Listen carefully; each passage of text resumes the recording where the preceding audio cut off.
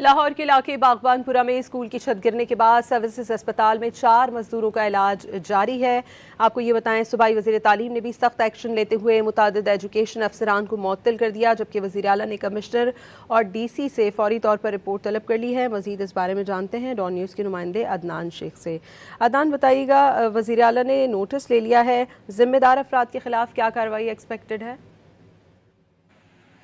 जी बिल्कुल काना, लाहौर के बाद लाहौर में बागवानपुरा के इलाके में एक और अफसोसनाक वाक़या पेश आया है, जो छत गिरने से एक बच्चा 12 साल अबू बकर जाबाहक हो गया है और उसकी डेड बॉडी अब से कुछ देर पहले लाहौर के सर्विस हॉस्पिटल लाई गई थी।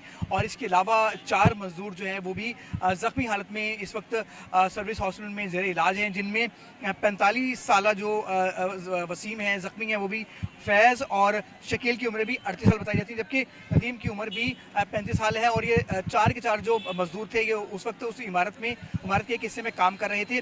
और बताया गया है कि निजी स्कूल था भगवानपुरे का, और जो वहाँ पे जो काम कर रहे थे मजदूर, उनके मुताबिक लैंडर जो था वो तकरीबन 7 से 8 रोज़ के बाद ही खोल दिया गया था, जिसके बाद ये सूरत हाल कायम हुई कि छत गिर गई। और इसके अलावा भी एक बच्चा जो है वो ज़ख्मी हुआ है, जिसे लाहौर के निजी जो है हॉस्पिटल में ले जाया गया है और वहाँ पे इन्हें तबीबी इमदाद फराहम की जा रही है। वज़ीर आला पंजाब मरियम नवाज शरीफ ने भी जो है रिपोर्ट तलब कर ली है आला अफसरान से, और उन्होंने इस वाक़े पर तशवीश का इजहार किया है। और उन्होंने ये कहा है कि जो भी लोग इस वाक़े में मुलव्विस होंगे उन्हें नहीं छोड़ा जाएगा और तमाम पहलू से इसकी जो है तहकीकात की जाएंगी। जी, बहुत अदनान शेख आपका।